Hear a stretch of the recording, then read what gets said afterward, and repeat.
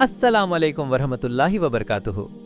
خوش آمدید ہے آپ سب کا سفر نور آفیشیل پر، وہ سفر جہاں ہم لے کر چلتے ہیں آپ کو روشنی کے اس جہان میں جہاں سے شروع ہوئی انسانیت کی اصل ہدایت، جہاں اللہ کے محبوب صلی اللہ علیہ وسلم کی زندگی ہمیں سکھاتی ہے کہ اندھیروں میں نور کیسے پھیلایا جاتا ہے۔ Moonlight emerging from the shadows.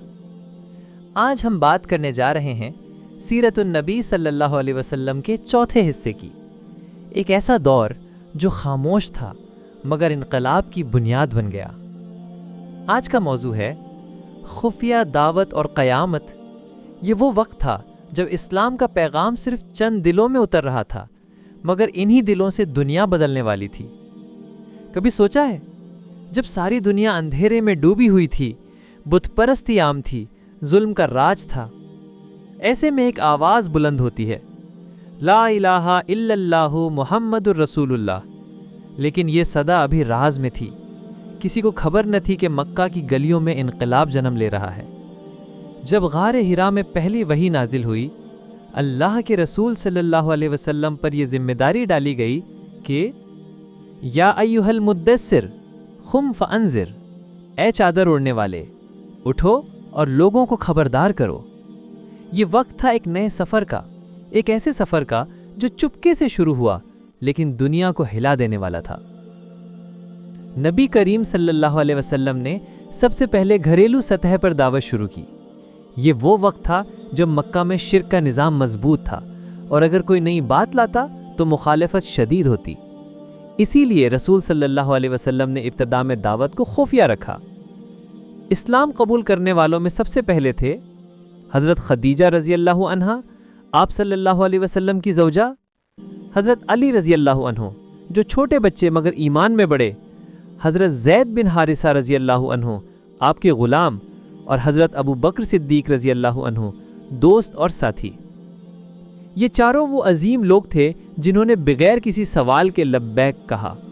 انہوں نے اس خاموش دعوت کا حصہ بن کر وہ بنیاد رکھی جس پر اسلام کی عمارت کھڑی ہوئی۔ یہ دور تقریباً 3 سال تک جاری رہا۔ نبی صلی اللہ علیہ وسلم نے جن لوگوں پر اعتماد تھا انہیں چپ کے دین کی دعوت دی۔ آپ صلی اللہ علیہ وسلم کبھی غار حرا کے پاس، کبھی دار ارقم یعنی ایک خفیہ جگہ میں جمع ہوتے جہاں قرآن کی تعلیم دی جاتی، ایمان مضبوط کیا جاتا اور اللہ کی وحدانیت کی دعوت دی جاتی۔ دار ارقم اسلام کی پہلی خفیہ درسگاہ تھی۔ یہاں ایمان والے جمع ہوتے، قرآن سنتے، سجدوں میں لوتے اور دنیا کی مخالفت کے باوجود عزم مضبوط کرتے۔ حضرت ابو بکر نے اس دور میں بہت سے لوگوں کو اسلام میں داخل کیا۔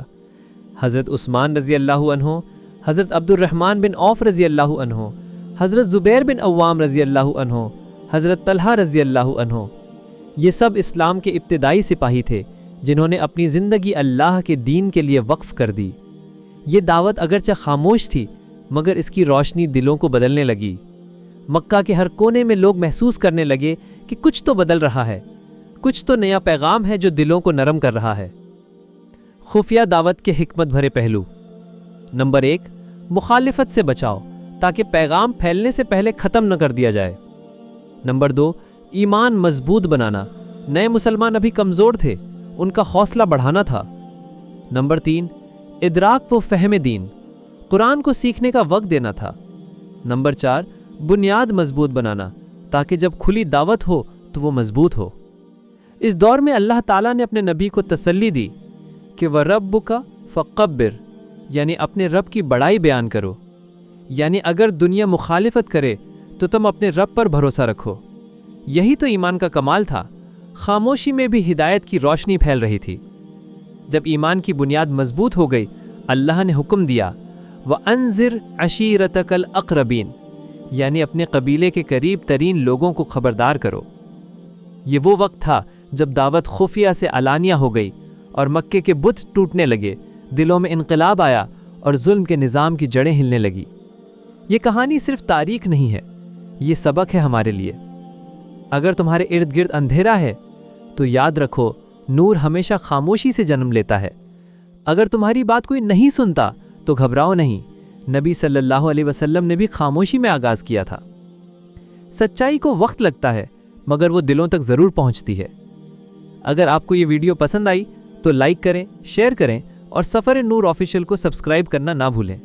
अगले हिस्से में हम बात करेंगे इस्लाम की खुली दावत और कुरैश का रिएक्शन। इंशाअल्लाह। मून